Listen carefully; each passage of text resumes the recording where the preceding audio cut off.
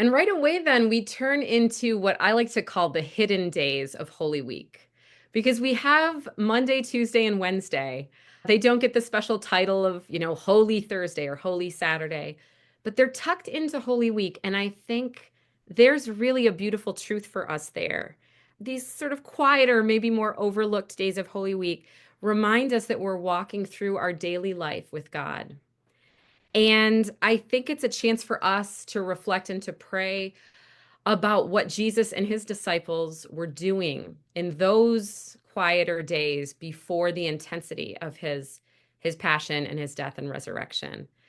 And even the gospels, I think, for these days, for Monday, Tuesday, Wednesday of Holy Week, they're filled with some really small, beautiful, really poignant moments of the disciples with Jesus.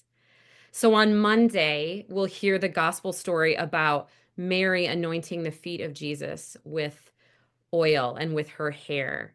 And so, as the gospel of John for that day reminds us, Jesus spent this beautiful dinner with some very close friends of his right before everything started to happen, right? On Holy Thursday. And this night, Mary and Martha and Lazarus, he's just raised from the dead, they're all at dinner together. So in some ways, just a beautiful, seemingly ordinary meal with close friends.